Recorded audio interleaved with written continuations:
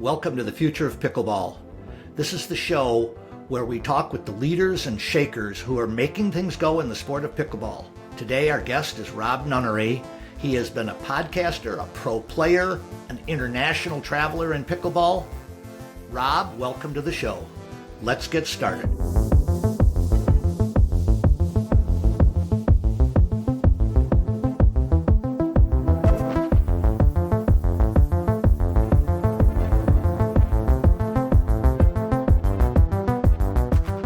Hop into this show, I want to talk to you about Selkirk's amazing line of pickleball nets. Whether you're just starting out or you're a seasoned pro, Selkirk has the perfect net for you. When you choose a Selkirk net, you're not just choosing any net. You're opting for the official net of the PPA Tour, where excellence meets professional play. With Selkirk's line of nets, you can play pickleball anywhere. Selkirk's range of nets cater to every player's needs, offering budget-friendly choices for casual enthusiasts and premium options for those who want a more competitive edge, ensuring quality play for all levels. I've got a Selkirk net myself, and let me tell you, it's a game changer. It's all about playing on your terms wherever you want. So if you love pickleball as much as I do, check out Selkirk's pickleball nets. Get the freedom to play anywhere and elevate your game with the net trusted by the pros. Selkirk's got you covered. If you're interested in getting a net of your own, go to selkirk.com/collections/nets. You can also find this link in the description of this show.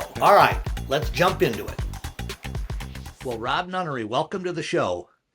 Thank you, Paul. It's I've seen this show for a long time and always was waiting on my time to be here, and I'm pumped to be here. Good. Well, I have been looking forward to you. There's going to be a little surprise I've got for you a little further along in the show that I know you're not aware of, but we'll get to that. Hey, as we do these kinds of interviews, it's always critical that our guests get a chance. People may see you on your Feels Right show with Adam Stone, but I want you to give us a little bit of an idea as really where did your beginning happen? Sure.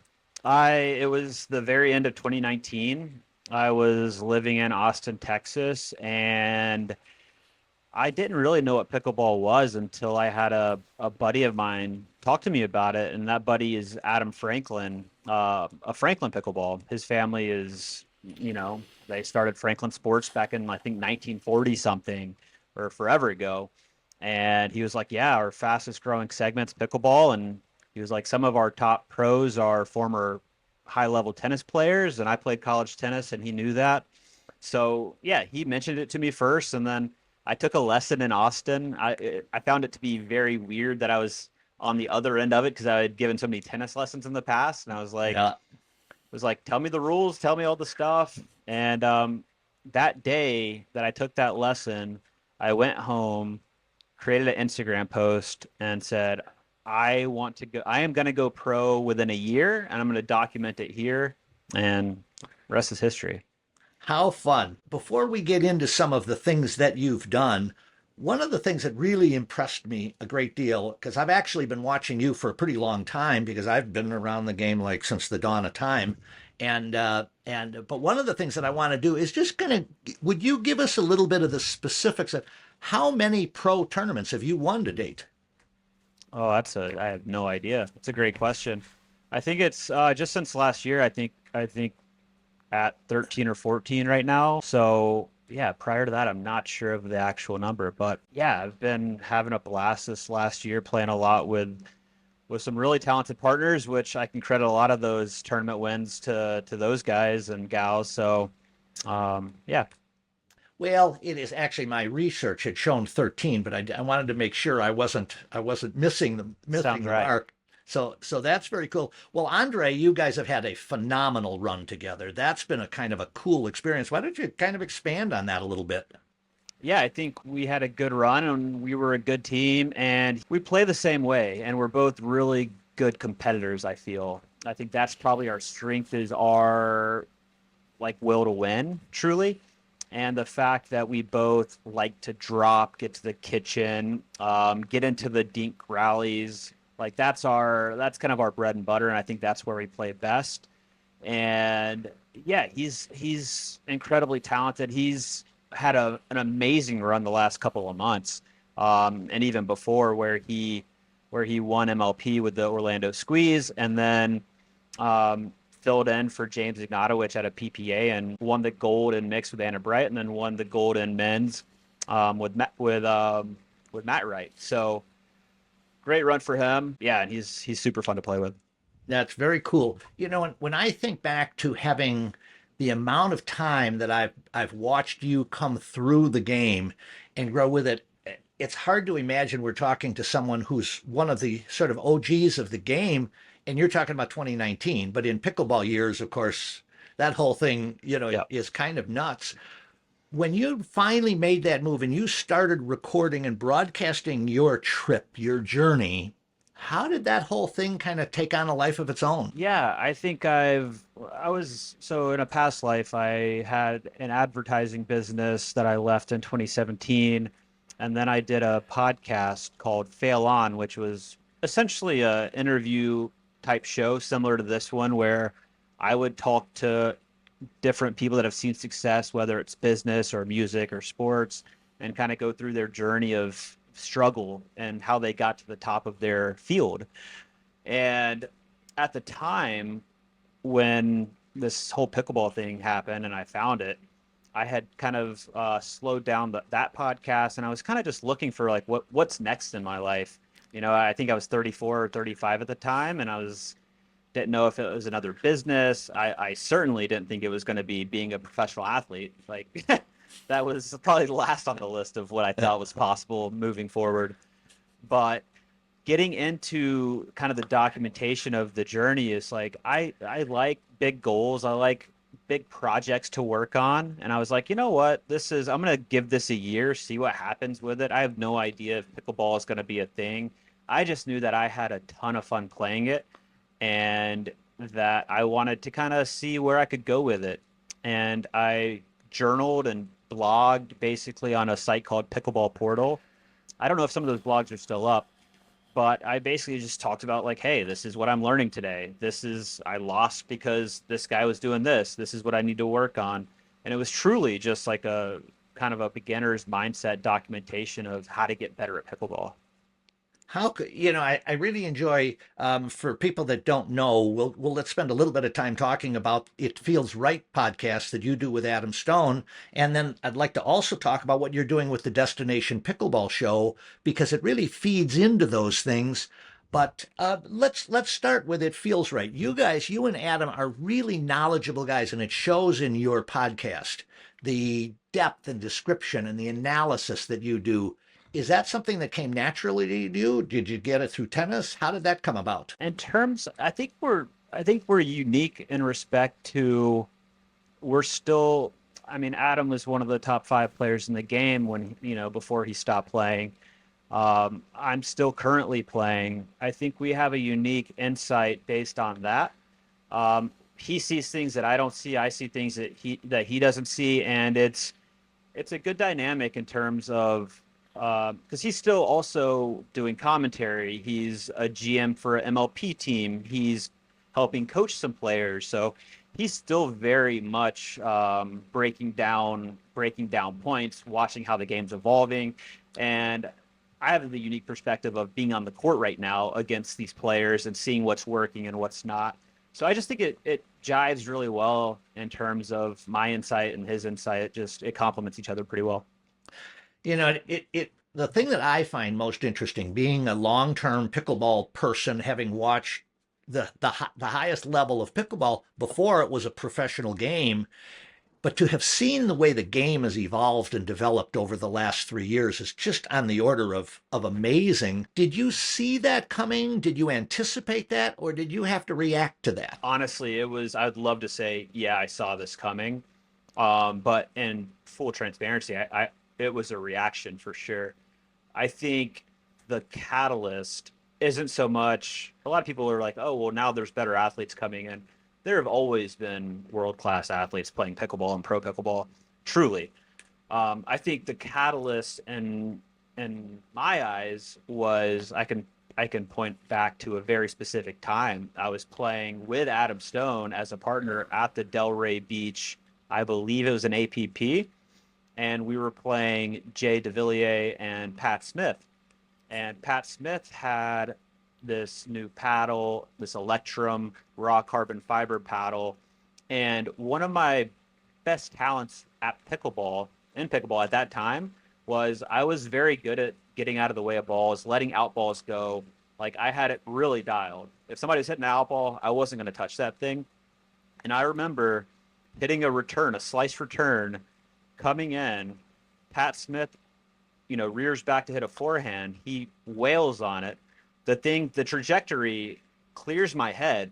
I don't even think about touching that ball because I'm like, it's going to hit the back fence or at least go like 5 feet out. And that thing dipped right inside the baseline. And I literally couldn't believe it. And I was like, that's different. This is, if it goes this way, things are going to be very, very different. And so now that they obviously have gone that way, I know there's a lot of conversation and a lot of discussion about, are we going to become ping pong with highly tactile rubber faces and things like that? Yep. Well, I don't think we want to go there. What do you think would be best for the sport in the technology side of things? I believe the best way to do it is to dial back the speed and the power and the deflection of the ball and call it 25-30% less of what's capable now in terms of power. And I'm okay with dialing up the spin. Like I would say a game that's a little softer, less power, but you can do pretty wild stuff with spin would lend itself to viewership. I think you'd have really interesting points. I think the harder a paddle hits, the shorter the point's going to be. Typically, you're going to have faster points, which that might be the goal for some of these tours and organizations in terms of getting viewership on TV. They want faster points. To me, it makes the game more boring. I think we want longer but more interesting points, and I think having an increase in spin and a decrease in power would help do that. That'd be cool. Something that I think about in terms of watching the other pros in the game is the fact that we hear this term coming up more and more often. What is the pattern that they're playing? What is the rhythm of the point? Why don't you, for those of us that are regular folks, give us a little bit of an idea of what that patterning becomes? Yeah, I think it depends on each team, honestly. You see some of the top teams in the world that want to get to the kitchen line. They want to get into dink rallies because they know they're not going to miss dinks. They are gonna, if they get a ball that's a little bit high, they've got the attacks and they know where to attack. I think that's mostly, patterns typically are, you look at like J-Dub and Dylan or the Johns, and they want to play slow. They want to dink. They want you to speed up. They all have fast hands. They all can counter well. They want to dictate from there. And I think you got two contrasting styles, right? You've got guys that like to drive and crash, the shake and bake style, and then you have guys who want to get more into the patterns, which I look at patterns as guys that want to get to the kitchen. Very nice, very nice.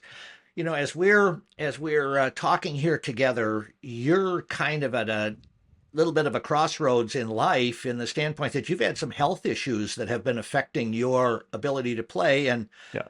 I had asked you if this was an okay topic to discuss. Why don't you give us a little bit of an idea of what you've got going on that is affecting your pro career? Yeah.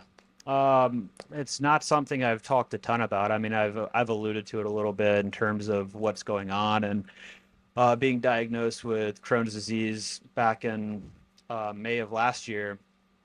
But really, like it started coming on in April of 22. I remember I was living in Hawaii and I was coming back from the Red Rock Open in St. George, Utah. And I just started having pain. Like I had pain like in my butt. And I was like, what? I don't know what this is. I went to urgent care because it was so bad. Wow. Which, it got to the point where it was just, I have to go see somebody. And urgent care sent me to a general surgeon. And from there, MRIs, CT scans, nobody really could figure out what was happening. But it turned out that I had this pretty complex horseshoe abscess and fistulas, which all that means is like there's this, and they don't know why it happens or where it comes from or how it develops. It could just happen. And it's basically this infection that builds up. And yeah, I didn't know it was Crohn's related, which is a whole different ball game. But eventually got diagnosed and have been on medication since last May, which is a combination of a pill I take every day, which is this immunosuppressant drug called azathioprine, which basically it knocks my immune system down, so it helps the inflammation in my gut with Crohn's, but it makes me more prone to getting sick and makes me feel tired. And then I'm on basically an infusion medication, which that just means I have to go to a hospital every 4 weeks to get an IV. It's like a slow drip medication that takes 2 hours for me to take. And that's that's what I'm trying to do right now to get it under control. But to say it's been difficult would be an understatement, like especially playing 30 weeks last year. There's most days I'm waking up and I'm feeling pretty tired. I'm feeling nauseous a lot. And it's been tough. Like, my partner Malin here, like she sees like what I go through and she's just like, at some point you have to prioritize your health. And I'm like, yeah, but what am I supposed to just like sit here and do nothing and just wait for it to get better? Um, and it's been like an ongoing battle of like, um, how do we fix this? And because I'll play a tournament weekend, call it Friday to Sunday, and I'll come home and she gets like the leftover version of me that's just so beat down and so tired, and she's just like, this is unsustainable. So that's led to a lot of tough choices this year in terms of what am I doing with my playing. I'm trying to put my health first in terms of figuring out how to solve, like, I can't keep living like I'm living. It's chronic pain. It's pain daily, and it's tough. It makes me irritable. It makes me a bunch of things. But so I took a contract buyout with MLP because I wanted to not have to play as much. So I plan on playing the APPs at this point, and that's going to be honestly, it's going to be kind of a test to see if I can do it and if my body's up for it and if I feel like I can, get through it. But yeah, it's been incredibly tough. There's no cure for it. So it's trying to figure out the best way to manage it to where my quality of life is good enough to do the things that I want to do, which, if it's not playing,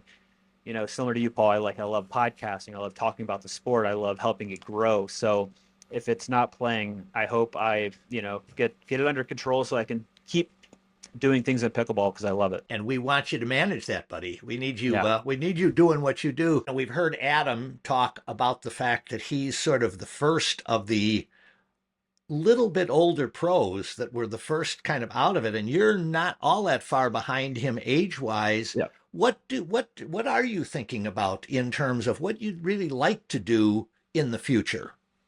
Yeah, it's a great question. I love getting on and talking about pickleball. I love talking to people about pickleball and their stories. I love breaking it down. I like watching the pro game and understanding nuances and what's happening and why are people doing this and this. I like commentary. I think that would be a super fun route. I think on the coaching side and like even like the GM side of MLP would be pretty interesting and fun. I've been talking to a few different companies on what it might look like to help them grow their pickleball side. One being UTR's come into the sport, and they're looking to have a rating system. They have a fantastic tournament software where they want people to use their software for pickleball tournaments and events. I've talked to Ken Herman and the APP a little bit about, potentially working with them and what that might look like. And there's a ton of opportunity internationally. I think that's really, really untapped. And I've done some work with the group of global sports in India. And yeah, so there's just so many different avenues that I could go. And all of it seems pretty fun and exciting. And I don't know which is going to pan out, but as long as I'm in pickleball, and getting to talk about it. It's all good. Cool. Well, we're going to actually come back on a couple of those things that you mentioned and get into them in a little more depth. But before we do, I've got this surprise question that I All had right. for you. Do you remember where you were on November 8th, 2020? I would imagine I was at Dreamland finishing up MLP. Is that right? You sure were. And Yeah. I always have that fond memory. I was there. I've known Steve Kuhn for a long time. Hmm. I had been invited to be at that event. I was sitting there in the front row at what I thought at the time was the greatest, coolest, most exciting new venture in pickleball. Did Yeah. you find that to be the same being on court? No doubt. It was easily my favorite moment in pickleball. Up to that point, honestly, probably still to today. It was just like the nighttime environment, having like just the stands right on the court. Yeah, it was such a cool night and atmosphere. And I mean, big props to Steve Kuhn for creating it. And you see where it's at today and all the investment that's gone into it, and that's just a credit to what he's done. You know, it's really interesting because I actually have some video that I took, and I remember sitting there drinking I think it was my third margarita, and I don't do third margaritas all that often, but it was the intensity in Mm, that venue yeah. was over the top. I came away from there, and I came from a lifetime in tennis, so I had played the standard, partners game, but I'd never seen the team side of it and the Mm. energy and the excitement. Do you believe that with what you're doing with MLP going forward and what you're doing with APP, what is your sense of the team approach as opposed to the classic individual player, individual partner group? Yeah, I've got a pretty aggressive take on this, and I don't think it's super common or popular. I wish it was or were. I am a big believer. I think pro pickleball should not follow the typical tennis path. I don't think it should follow the tournament path and have 250s, 500s, all of that, and different. I think the most exciting event in pickleball is the team-based format with MLP. I think I could just see a world where, the St. Louis Shock was the team I was just on, where I spend, call the season whatever. We play throughout the year, or we have a condensed season between this month and this month. I could see myself, it wouldn't be home base, but I could see myself there for matches and there in between training and having our little home venue and you know, playing the BLQK team and then playing them at their place. And I see that being what I envision pro pickleball being. I don't think it loses any of the luster of anything. I think the format's the format. It's incredibly fun. It's the only format where I will sit down from morning to evening as a fan and not get bored watching all day long. That's why I like you, man, because you and I think exactly the same.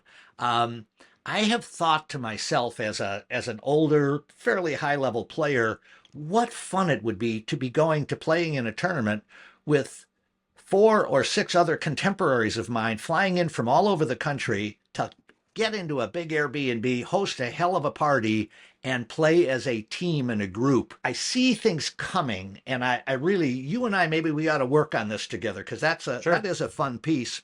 When we think about how things are going right now and off of the tour wars and all of the issues that have gone on, we've got kind of a big deal happening with players withdrawing from the draft, not because of health issues, but because of other issues. How do you see that playing into the new relaunch of the MLP?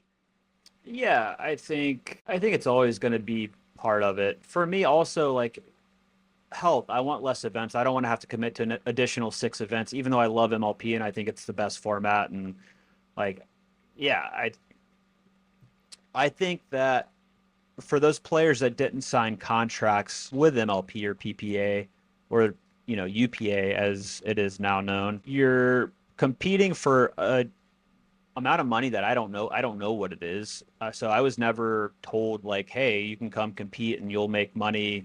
You'll make this if you win this. That was never told to me. It was so to me, it's like I'm gonna pay my own way to go play these events and not know what I'm gonna make, or I could have full autonomy and schedule whatever I want, and go to the Swedish Open or go to the English Open, and do something like that where you're helping grow the sport in a different place. And to me, that's like that was part of the reason I chose not to play and put my name in addition to the health stuff, obviously. But I think it's similar reasons for most people that opted out.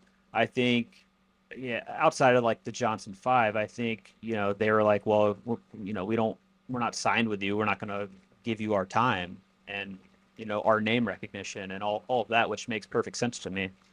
Um, but I think for a lot of people, it was just six more events and they already have stuff planned out, and maybe there's conflicts based on APP events because to get maximum prize money in APP, you have to play 12 events essentially, and some of those dates might conflict. So I think people put out for that reason as well. That makes sense. That makes sense. Um, Before we jump into our next part of our segment, I do want to ask any of you out there that are watching this, if you like this content, hit the like button, hit the subscribe. This is how we really get the word out on what we're doing here, both on this show, on Rob's show, on Selkirk TV across the board. Hit the likes and subscribes. We appreciate it. I want to jump in now to kind of the big picture, the future, where things are really going. Let's talk about it, and we'll call it the world as opposed to America. Yep. And I know you've been to the last year you played in the English Open. Just a month or so ago, you were in Mumbai, India, and you played there. Yep. And by the way, you looked like you were a little walking wounded when you were in India. But tell us about what you're seeing on the international scene. Oh, the excitement's just unbelievable. When we went to the English Open last year, I believe it was a thousand plus players at a basically a convention center in Telford, England, which is just outside of Manchester, kind of northwest of London. And it was like the excitement was palpable. It was like everybody was smiling and having fun and happy to compete, and this is like their Super Bowl.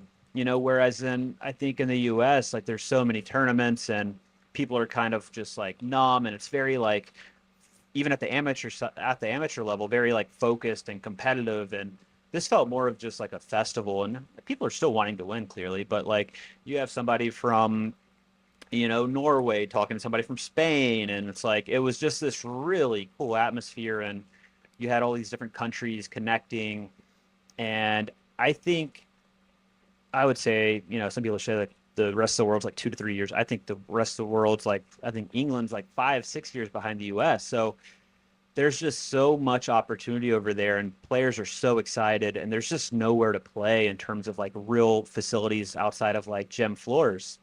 So yeah, I was shocked because my sister was living in Sweden, north of Gothenburg, and went there to visit right before the English Open, and was just like literally looking pickleball Gothenburg on Google, and found a Padel facility actually indoors at this big warehouse that was operated like it was fully automated. So you get a code to go in, the lights are turned off, except at like 11 a.m. Boom, light comes on, you have the court.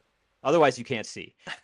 At 12 p.m., lights off, you're done, time to go. So, but they had 3 pickleball courts, permanent courts, and I was like, this is shocking. I would not have expected a permanent pickleball court in Gothenburg just randomly looking. So I think the more courts that come like that, it's gonna, just like we're seeing here in the U.S. I mean, how many franchises are going up now of pickleball courts and facilities, and the entertainment stuff. It's yeah, it's growing insane. And then India, like the Indian Asian push is huge. They're putting a lot of money into it. They've got real at least in Mumbai and at least with global sports, they've got some real Indian star power behind it. I mean, I'm talking like celebrities on their team that have 30 million followers, like that kind of stuff. And they put on kind of it was the largest tournament outside the US in terms of prize money, which was over, I think it was 110K. I mean, it's real stuff happening out there. I mean, you look at the APPs, a normal tournament's 100K, the majors, which there's four of, is 150K purse. So it's right on par with that. And there's talks of a pro tournament later in the year in Dubai potentially, where the purse will be close to 500K. So they're in, again, in India. You got Prawn, who owns Pickleball United, and he's doing a lot of stuff. I think it was the World Series, like Pickleball World Series, which he's planning 6 events on 6 continents and millions and millions in prize money. Like there are massive things happening internationally, and I think to think that UPA or PPA MLP is gonna be the main pro tour in 5, 6, 10 years would be naive. I think it's going to keep changing, and I think there's a lot happening out there.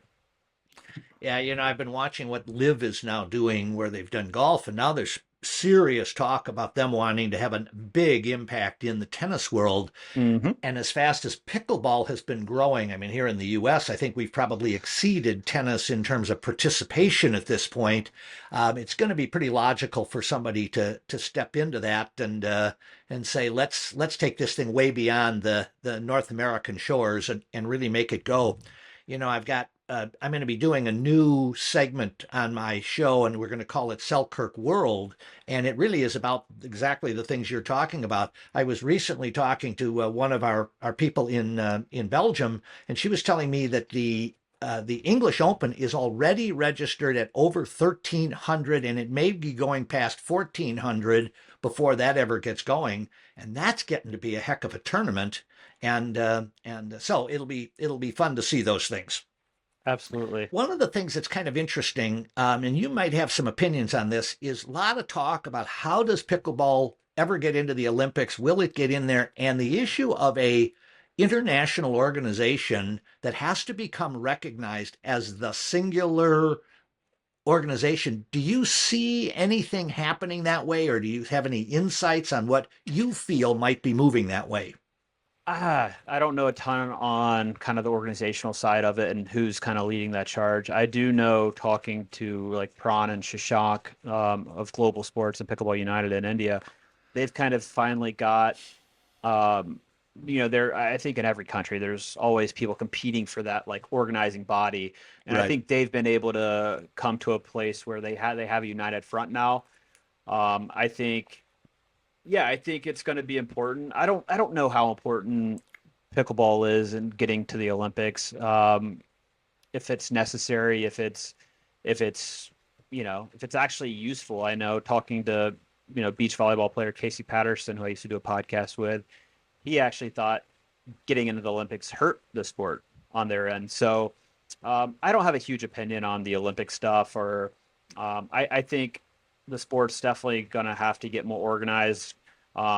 Even on the betting side, right? Like you need organizing bodies, you need a doping procedures, you need more regulatory guidelines and more compliance stuff, because right now it's truly still a free for all. Um, I know betting's been live, on some sports books for the PPA, and I'm pretty sure like players are supposed to like sign off on like, yeah, we know we won't bet on this, and I don't think any of that stuff's ever been distributed. I've never seen anything.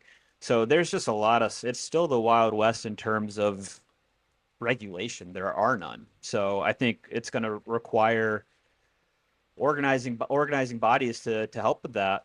And I don't know if that's going to, like, in the terms of the U.S. I don't think that's going to be UPA. I would see that being USA Pickleball and APP as more of like compliance governance. And I don't even know if UPA would even want to get into that whole realm.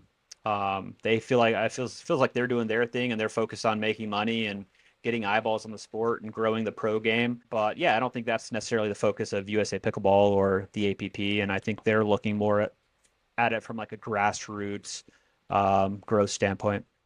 Cool. Given the fact that you're really one of the few elite level players that have gone from America, from the pro game to England, and then also to India, what's the talent pool that's growing up around the world?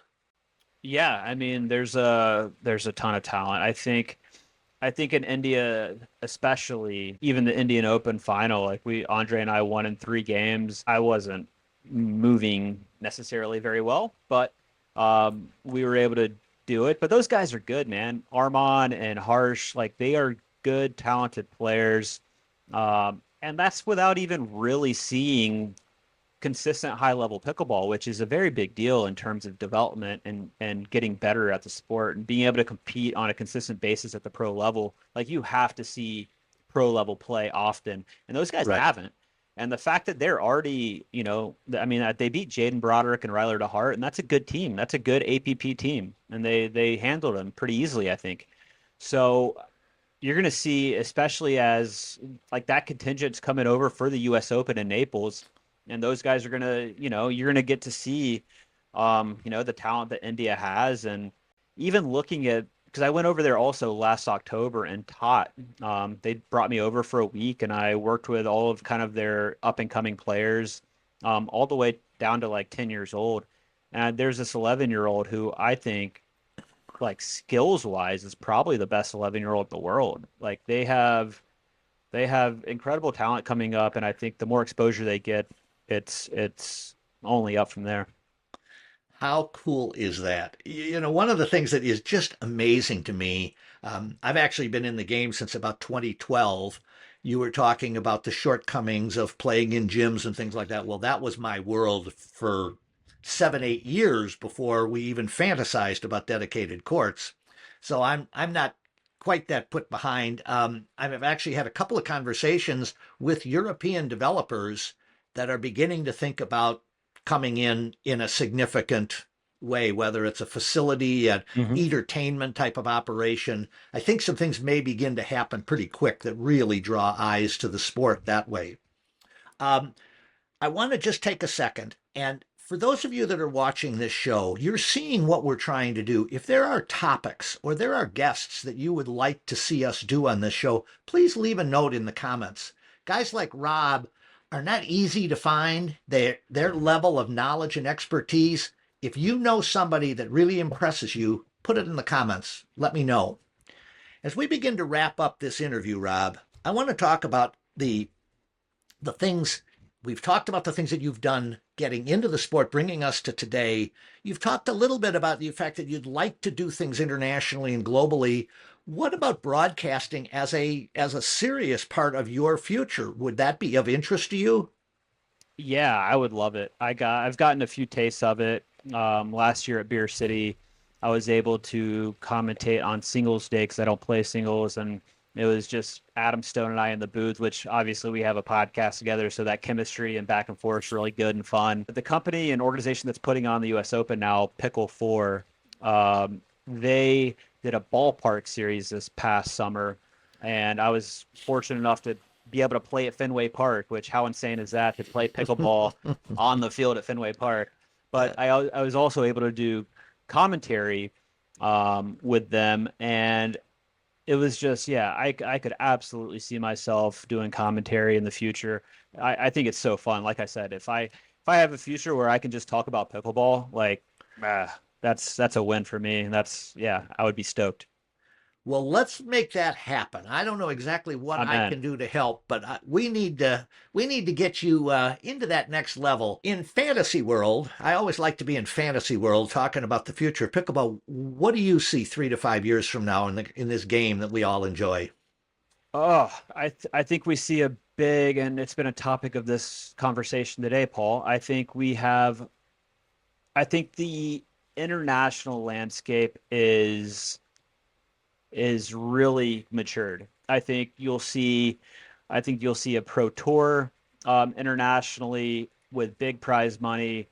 I think you'll see probably similar team events to MLP internationally. I think the talent on the pro side is going to be global. I don't think the concentration of top pros will be based in the US. I think it'll be heavily probably Asian based is my prediction. And I think that it's not just even the pros in America. It'll be like a ATP tour, like where you're playing internationally more frequently. And I think that's super exciting. I don't know if I'm not predicting like tennis money by any means like that. I think the international side's really going to mature over the next few years. And I think we're talking about the sport, and this is going to take a lot of grassroots internationally, just like it took time in the US on Mm-hmm. the amateur side in terms of participation. But we've seen kind of that snowball in the US of how quickly it can go from 2 million people playing to 50 million people playing. It doesn't take much, right? And I think that's kind of the speed and acceleration that we're going to see internationally once each of these countries starts seeing a little traction. Very nice. Very nice. Rob, I want to thank you for being with us. It's fun having a podcast brother from Selkirk TV on the show with me. This is very cool. For those of you that are watching, Selkirk TV makes this all happen for all of us. Take the opportunity to download the Selkirk TV app on your phone. There is more content on there and even live broadcasts very often of pro events. Get on it and go. Rob, thank you so much for joining me. I had a gas.